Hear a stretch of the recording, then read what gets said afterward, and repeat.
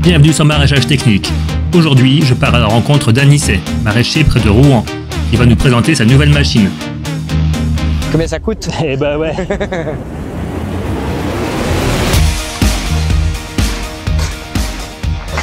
Donc là, je le change de configuration. Là, il était en... Les liles, elles étaient placées pour faire du dépressage de betterave. Et donc là, je lui mets les fourches à palette pour faire de la récolte de courgettes. Donc c'est tout sans outils. Hop. Il y a des encoches. Les lits, les sièges, tout se croche dans le cadre directement. Hop.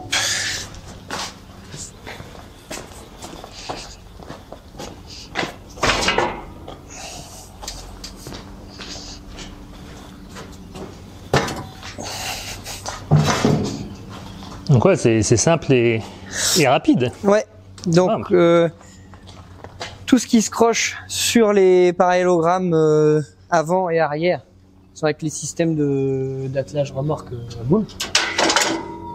Hop. Tac.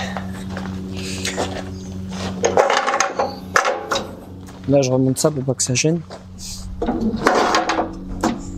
Les fourches à palette, c'est le même principe. Tac. Là, je vais les crocher en position arrière. Donc, je les prends. Hop.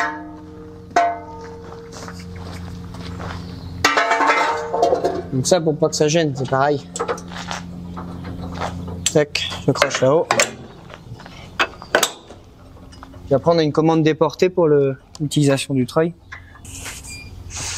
Donc puis après je les reprends. Je les reprends dans ce sens-là. Tac. Voilà.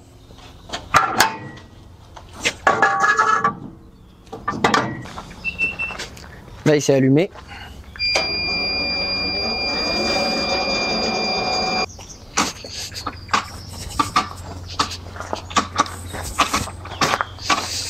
Alors là les courgettes, on commence tout juste à les passer. Ça va même être le premier passage là. Donc normalement, juste le plateau porte-caisse qui est là, aurait suffi. Ça c'est pareil, c'est sans outils. Ça aurait suffi. Là comme ça, je te montre avec quand on récolte, des fois il y a deux tournées à récolter en même temps, 800 pieds en même temps. On a besoin d'assez de place pour mettre toutes les caisses.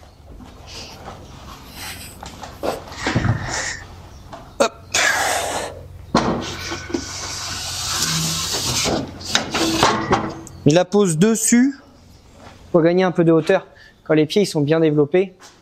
Ici je suis au max, mais c'est suffisant pour ne pas casser les pieds, quoi. Et puis pour pas être trop haut non plus pour charger. Donc là il est prêt. Voilà, il était monté en configuration désherbage. Là il est complètement prêt à repartir en récolte. D'accord, 5 minutes, tu peux changer la configuration. Si tu as tous les outils à proximité. Donc ça c'est un des gros avantages quand même de pouvoir changer d'outil assez rapidement, quoi. Et puis assez facilement, il n'y a pas besoin de... Ah bah oui, élément par élément, c'est pas lourd en fait. Tout seul tu le fais. Ça c'est un gros avantage, c'est la modularité, mais rapide, quoi. On met un petit stock de caisses vides là derrière. Et puis après, quand on est en récolte, on les met... on en met 3 comme ça. Et quand on n'a plus de place du tout, on en remet... on empile, quoi, par-dessus. Après la commande, vu que elle se déporte partout là où tu veux. Quand on est en récolte. Et tu as la commande qui est accessible, c'est ça, à un moment où tu récoltes? Ouais, on la met là, ou on la met là-haut, ou enfin. Elle est montée, c'est ça? Ouais, elle s'aimante partout sur la machine, sur les outils. Ça c'est le siège qui va derrière quand on fait de la bineuse. La commande elle se pose là. On a une palette sur chaque lit pour aimanter la commande. Donc on l'a toujours à portée de main en fait. Nous, tant qu'on est là, tu peux me montrer un peu la bineuse là? C'est celle que tu viens de recevoir du coup? Ouais, voilà, c'est ça. Donc il y a, bon, là déjà travaillé un petit peu. Tu as pu la tester sur quelle culture? Là j'ai fait des courges, des melons. Donc là j'utilisais en gros, je resserrais les deux éléments du bord je l'ai resserré pour que ça travaille toute la largeur. Et j'utilisais que l'élément du milieu, du coup. J'ai un rang par planche, entre guillemets. Et puis après, sinon, j'ai déjà fait des poireaux avec en 3x45, betterave en 3x45 et endive aussi en 3x45. Donc au stade très jeune de la culture, je me servais presque pas, je faisais juste gratouiller les doigts cresses, pas trop croisés. Et puis après, tout est sur bride. Il y a une clé de 16 qui est là, elle sert à toutes les dents, tous les doigts cresses se déplacent avec juste une clé de 16. C'est le seul élément où j'ai besoin des outils. Tous les autres éléments qu'on a qu'on utilise avec l'enjambeur, elles sont sans outils. Là, il est en position éteinte. On tourne juste la clé. On fait un premier bip. Après 10 secondes, 10-15 secondes après, il refait un bip pour dire qu'il est prêt à travailler. Voilà. Là, il y a un emplacement pour y mettre la télécommande. Et du coup, bah, l'accès, on monte dessus comme mieux que sur un vélo, à la limite.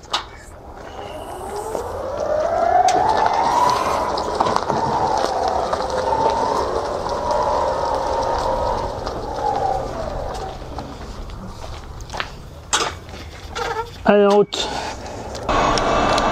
Alors là, la vitesse de déplacement maxi, comme je te disais tout à l'heure, c'est 5,2 km/h en ligne droite. Quand on tourne, il ralentit un petit peu. Mais c'est largement suffisant.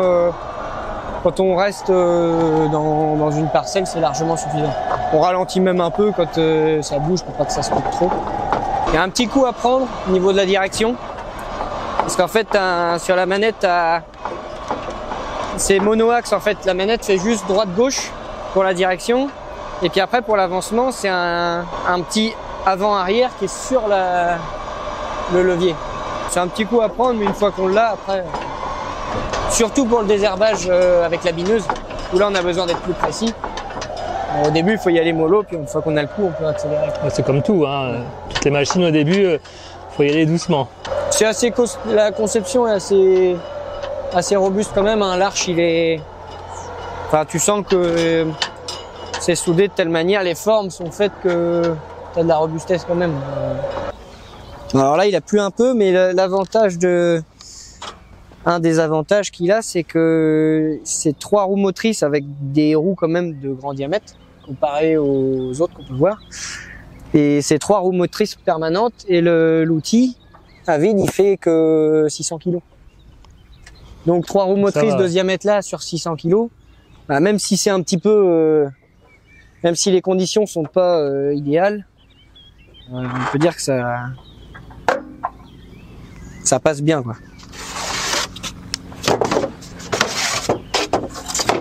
Donc là, on a la planche qui est assez bien dégagée, on voit bien le rang de courgette dans le milieu. Donc normalement, déjà la caméra, elle va. Donc là, j'active la caméra. Donc là, le guidage, il est activé et il y a une petite diode qui t'indique qu'il a détecté le rang, qu'il a détecté son cap à suivre, quoi. Et du coup, après, une fois qu'on est là, on appuie sur plus ou sur moins pour mettre en route le régulateur. Là, la dernière fois qu'il a été utilisé, il était à 160 mètres à l'heure, donc il repart de cette valeur-là. Mais sinon, après, suivant la pousse, en fait, on fait du plus, du moins pour arriver à la vitesse désirée. qu'on veut, quoi. Ok. Et là, il va suivre le rang tout seul. Ouais, là, il suit le rang tout seul. Si des fois il est en difficulté parce que les passe-pieds sont sales ou quoi, vu que de toute façon il y a des cuvettes, quand tu arrêtes la caméra, la roue avant elle est souple en fait. Elle va suivre un petit peu quand même le relief. Donc il se cale dans les gouttières qui sont faites par par la machine pour nettoyer les passe-pieds. Ouais. Il va rester dedans. Et puis on utilise rarement la caméra pour faire les courgettes. En fait. Ouais. Parce qu'une fois qu'il a fait ses passages, il reste dedans. Donc là, en fait, quand on est tout seul, on se met dans le passe-pied gauche et puis on récolte à la fois le rang du milieu et le rang de gauche. Une personne peut faire 2 rangs toute seule, voilà, sans rien porter. Voilà, c'est ça. Et quand on est à 2, on fait 3 planches. Ouais, tu le mets on fait le rang du milieu à 2 et on fait chacun notre... Du coup, tu le mets au centre. Ouais, voilà, c'est ça. Ou s'il y avait une planche là, ouais. Voilà. Bah c'est con, il n'y a pas grand courgette à récolter. Elles sont un peu jeunes.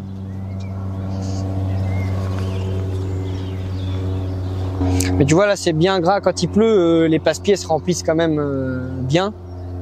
Il marque, il fait une trace de roue mais sans plus quoi. Enfin il s'enfonce pas. Et oui, ça fait pas d'ornière non plus. Voilà, c'est ça. Puis après s'il y en a plus, hop, juste un petit coup de plus ou de moins.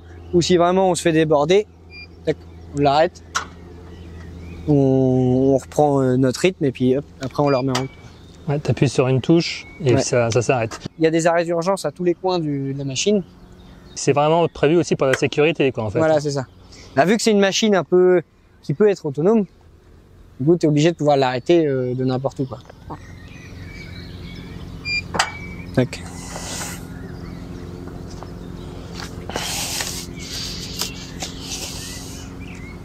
Mais pour le coup, ça, bon là c'est le tout début de la pousse, mais il sert dans cette configuration-là tous les 2 jours. Et là, donc là, il détecte bien le rang. Il a toujours sa diode d'allumé, comme quoi il voit le rang. Là, il est à 700 mètres à l'heure. Et c'est sa vitesse de déplacement maxi en régulation, en régulateur. Mais avant, du coup, ça en faisait tout à la brouette. On mettait 2 caisses dans la brouette et puis une fois que les 2 étaient pleines, tu revenais au bout, tu reprenais des caisses vides et tous les 1,50 m, tu prenais ta brouette pour l'avancer pour cueillir. Là, on porte plus que 2 ou 3 courgettes par 2 ou 3 courgettes. Donc ouais, par rapport un des gros avantages pour toi, ce serait ça du coup, la partie ergonomie, Bah, confort de travail, quoi. Ouais, confort de travail et puis aussi productivité et maintien des cultures, quoi. Enfin, en propreté. Surtout ça, quoi. Parce que c'est quand même récurrent, je pense, chez tout le monde dans ces systèmes-là en maraîchage. C'est qu'il y a un moment, quand tu te fais déborder, tu vas pas vraiment au bout de la culture, quoi. Ou alors t'as pas grand-chose et t'as perdu du temps, d'argent à faire toute ta culture pour pas avoir forcément de résultat à la fin. Donc là, ça te permet, c'est une grosse aide à la propreté, à l'entretien des cultures, quoi. Comment ça t'est venu l'idée d'acheter un enjambeur comme celui-là? Et je me disais, j'aimerais bien faire un truc, je sais pas, peut-être avec des routes, un cadre, des routes de vélo pour au moins faire un peu de désherbage ou du petit repiquage, de l'oignon bulbi qui prenait beaucoup de temps, tout ça. Plutôt un lit de désherbage que tu voulais autoconstruire. Ouais, quoi. voilà, au départ, j'ai fait des devis à droite à gauche et c'est celui-là qui est ressorti. Alors, pas forcément en prix, mais en modularité, celui-là qui est ressorti. C'est celui qui te convenait le mieux, qui était le plus abouti selon toi. Quoi. Ouais, le plus abouti, très gros point fort. C'est ce que j'avais un peu peur au début. Je m'étais dit, où est-ce qu'on va faut un bâtiment pas trop loin avec du courant pour le soir. Le rentrer, le charger, machin. Il est sur batterie. C'est électrique. Mais par contre, il a le toit, c'est des panneaux solaires. En fait, il est en complète auto-alimentation. Toute la journée, en fait, il peut s'alimenter grâce aux même panneaux quand solaires. il marche pas. Hein, s'il a descendu un peu à batterie, tu le ranges pas dans le bâtiment, tu le laisses dehors, il va se recharger. Moi, je l'ai eu au mois de juillet l'année dernière. J'ai sorti le chargeur du carton au mois de décembre ou janvier pour lui faire une petite charge d'entretien de la batterie parce qu'il était descendu à 40%. Quoi. Et depuis, j'ai remis le chargeur dans le carton et je l'ai jamais ressorti. Donc ça, c'est vraiment un gros point fort parce qu'en fait, on n'a rien à penser en charge, en carburant. Enfin, il est prêt à travailler tout le temps. L'entretien, il y a 4 graisseurs sur la machine. Il y a un graisseur par roulement de roue et un graisseur pour la tourelle de direction. C'est tout. C'est le seul entretien qu'il y a à faire sur la machine. Un petit coup de jet voilà, sur le dessus des panneaux pour que ça reste efficace de temps en temps s'il y a un peu trop de poussière. Mais même avec de la poussière, ça charge quand même. Donc ça pour le coup, c'est top, quoi. Ouais. Et donc là, hop, t'étais en mode automatique, il faisait son rang tout seul, Ouais. Et puis il s'est arrêté. En fait, la caméra, il a vu le bout du rang, il avait plus sa ligne de courgette. Donc dès qu'il perd sa ligne, il s'arrête. Donc quand il arrive au bout, on peut s'endormir, il va s'arrêter. C'est ça qui est bien, parce que souvent, arrivé en boudant, c'est un peu la panique, quoi. Tu dis, qu'est-ce que je fais? Je le tourne, je suis pas là, j'ai encore des trucs à faire. Là, du coup, c'est... Ouais, non, ça permet qu'il stoppe. Dès qu'il voit plus sa ligne, il s'arrête tout seul. Là, on voit la petite diode qui est passée en rouge en bas. Détection du rang. Il la voit plus, donc c'est pour ça que c'est arrêté, quoi. Donc, au niveau sécurité, c'est quand même bien foutu aussi, c'est ça? Ouais. Tac. Le fait qu'ils soient en 3 roues comme ça, t'arrives au bout, que ce soit quand t'es en binage ou, enfin, quel que soit ce que tu fais, il tourne sur place, tu reprends la planche d'à côté. C'est le rayon de braquage qui est court. Bah, tu vois. Là, il tourne sur place en fait.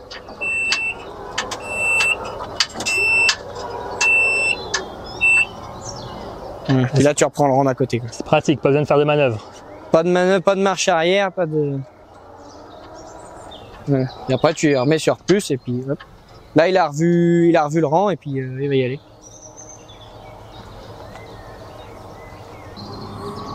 Et après, c'est pareil, la caméra elle est installée, mais quand ils viennent, là, j'ai pris le contrat de maintenance qui permet, en gros, il y a une visite de maintenance à l'année de prévue.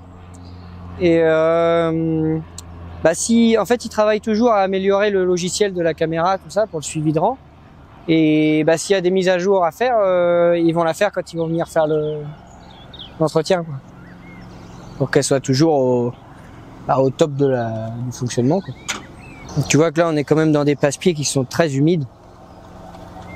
Et tu mets un tracteur là-dedans, ça va fouiller, quoi. Là, le poids qu'il fait. Et donc tu me parlais de la maintenance. Ça, c'est aussi un avantage, non? Ils font facilement le déplacement. Ils sont de Bretagne, mais ils font facilement le déplacement. Il y a même une fois, il était venu juste pour ça. Ils sont assez disponibles, quoi. Ils se rendent disponibles quand il y a un souci. Il y a une fois, il s'était déréglé un petit peu. Forcément, c'est 3 roues motrices permanentes. Alors quand il tourne, forcément, il faut qu'il y en ait une qui tourne plus vite, puis l'autre moins vite. Et puis, tout ça, faut que ça se coordonne. Et puis un coup, pourquoi il s'était un peu décalibré. Et on sentait que ça tirait un petit peu dans le châssis. Ils sont venus 2 jours après remettre un coup d'ordinateur et puis c'est le seul problème que j'ai eu. C'était pas des gros problèmes, ça l'empêchait pas de fonctionner. Mais... Et puis c'est silencieux. Ouais, ça c'est agréable ça. Ça s'entend le silence. Ouais, quand on fait, alors on a toujours un petit bruit de moteur électrique, mais c'est vraiment très léger. C'est agréable. Comparé à un tracteur, là maintenant que je fais du semi monograine avec. Déjà c'est beaucoup moins dur à monter, descendre du tracteur pour aller revoir si tout va bien dans les gamelles. Là on descend tout de suite et puis de toute façon il continue à avancer et il n'y a pas de bruit, quoi. Ça c'est vrai que c'est appréciable. Quand on fait du désherbage, qu'on peut être toute la journée dedans et on va encore moins vite que ça, donc il fait encore moins de bruit. Et puis les gaz d'échappement aussi. Ouais, voilà, c'est ça.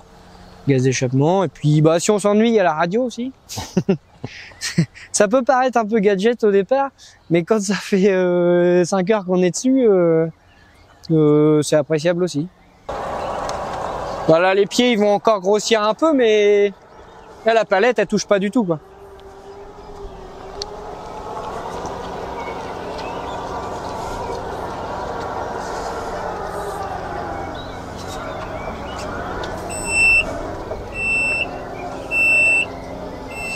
Donc là, quand il tourne à gauche, c'est la roue arrière qui fait pivot, en gros.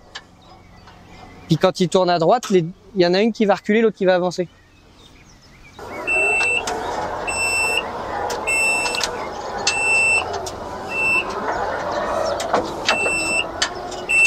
T'as beaucoup plus vite changé de planche qu'un tracteur, surtout que nous on fait pas des fourrières très larges pour pas perdre trop de place. Un tracteur où tu vas faire au moins une marche arrière dans ta manœuvre, là tu tournes sur place, t'es reparti. Même si tu as 10 caisses de courgettes qui sont pleines, là tu repars aussi avec sans les porter, quoi. Là t'as une platine où tu peux mettre une caisse ou plusieurs 40 par 60 aussi pour faire du stock. Moi je m'en sers aussi pour poser la bière. Non, mais je pourrais peut-être mettre une glacière là-haut. Là, tu le vois bien, ici, tu as l'attelage 3 points. Donc, tu as un piton là. Là, ça te fait une chape où tu mets... hop. Ah oui, ça se met comme ça. Avec ta goupille du tracteur. Sur le côté. Ouais. Et puis après, là, tu as le 3e point que tu viens mettre là. Ah ouais, le flash 3 points, il se prend comme ça. Ouais. Et moi, quand je le déplace pour prendre moins de place, je le lève un petit peu. Une fois accroché, je le lève. Et puis après, je lui tourne la roue. Comme ça. Là, on relâche. Il se bloque. Et comme ça, tu gagnes encore un petit peu de place en largeur sur la route. Alors, l'idéal, c'est d'arriver à mettre les éléments plutôt devant, quitte à les replacer quand tu es arrivé à la parcelle, mais pour le transport, pour pas avoir trop d'éléments qui dépassent. Pour éviter que ça dépasse sur les petites routes, les petits chemins. Voilà, c'est ça. Ouais. Donc ça, c'est la clé, on peut appeler ça la clé de mise en route. Donc là, on l'éteint.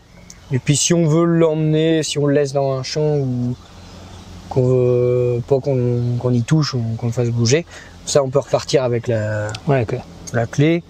Et puis si vraiment on veut le laisser, ça aussi, en fait, ça c'est le seul moyen d'utiliser la machine.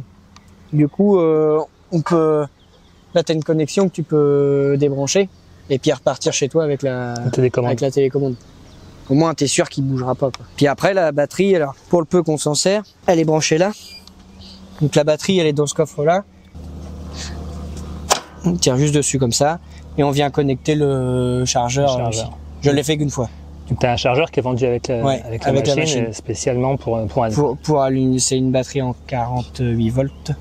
Et tu l'as fait qu'une fois. Et je l'ai fait qu'une fois. Je l'ai branché qu'une fois. Et en, je sais plus, 3 ou 4 heures, il était rechargé de toute façon. Donc j'ai remis le chargeur dans le carton et il y est toujours. Combien ça coûte? Eh ben ouais. Et alors, du coup, c'est quoi le budget pour avoir une machine comme ça? Hors éléments, environ 35 000 euros. 35 000 euros avec tous les... J'ai pris quasiment la gamme complète, sans la dérouleuse de paillage, sans les nettoyeurs de passe-pied, mais avec l'élite désherbage, les sièges de plantation, tous les cadres qui vont avec, les fourches à palettes, la bineuse, l'interface 3 points. Je crois que j'ai fait un peu le tour. J'ai dû arriver là à peut-être 45 000 euros, quoi. Grand max. Après, moi j'ai eu la chance de bénéficier. Il y avait un programme France Agrimaire qui était encore provisionné quand je l'ai acheté. Du coup, j'ai bénéficié de 40% de subvention de la machine sans outils, sans option. Donc 40% de 35 000. C'est une machine qui est quand même éligible en fait aux aides régionales ou de l'Europe. Voilà, en termes de posture de travail, d'agroécologie aussi, parce que si ça peut substituer à des désherbages chimiques, développement aussi des productions maraîchères, ça rentrait dans ce cadre-là. C'est un coût pour une exploitation de la taille de la nôtre, ça reste un coût, 40-45 000 euros. Je regrette pas du tout. On en a pour son argent quand même. Puis c'est quand même une machine qui est quand même aboutie. C'est sûr que si on calcule tout, la caméra, l'autonomie qu'elle a, les panneaux, tout ça, c'est forcément que ça a un coût. Mais c'est pas un coût pesant, quoi, je trouve. Autant acheter un tracteur à 20 000 euros pour une structure comme la nôtre, je trouverais que c'est beaucoup trop. Je cherche plus des tracteurs à 10 000 euros maxi. Autant cette machine-là, ça me choque pas d'avoir fait un investissement que je vais payer de toute façon sur 7 ans, je crois. Oui, parce que c'est une machine en fait qui est spécifique au maraîchage. On passe sur toutes les cultures, donc elle va être rentabilisée sur l'ensemble de l'exploitation. C'est pas comme une arracheuse à poireaux, je sais pas, qui pourrait faire que du poireau. Voilà, une arracheuse à 20 000 euros, une arracheuse à poireaux qui ferait que ça. Là, elle intervient vraiment sur toutes les cultures de l'exploitation.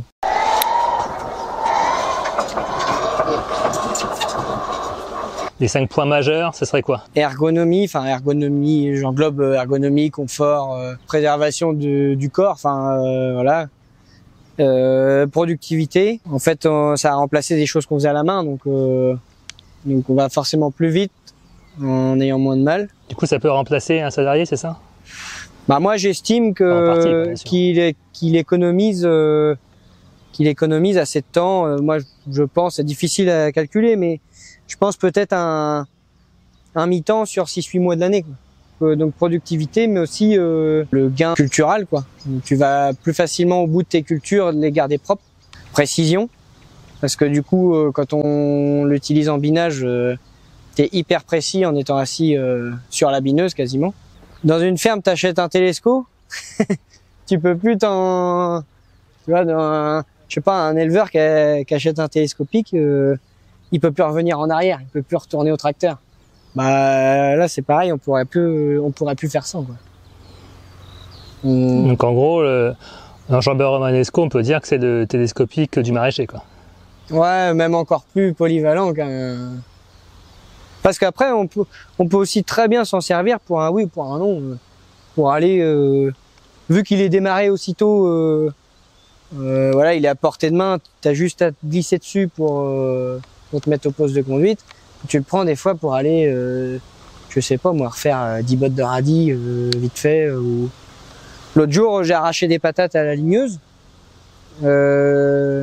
Bah, plutôt que de se mettre à quatre pattes pour remplir des seaux pour faire tes caisses, bah, j'ai mis le plateau porte-caisse à ras de terre avec un lit de désherbage derrière. Et puis je ramassais les patates allongées. Donc enfin au niveau posture, je sais pas si j'ai été plus vite, mais en tout cas j'ai eu moins mal. J'ai eu moins de mal, quoi. Oui, puis c'est de la rapidité de mise en route. Ouais. Tout de suite, il est prêt à travailler, quoi. Prêt à travailler, et même dans n'importe quelle configuration qui soit, en 2 minutes, tu as changé complètement la configuration. Et est-ce qu'on peut dire que ça remplace un tracteur? Non, c'est pas pareil. Non, ça remplace le travail manuel. Ça remplace pas un tracteur, ça n'a pas la capacité de levage d'un tracteur, ça n'a pas la capacité de traction. Ça remplace plutôt les jambes, quoi. En gros, je dirais. Les jambes et les bras, quoi.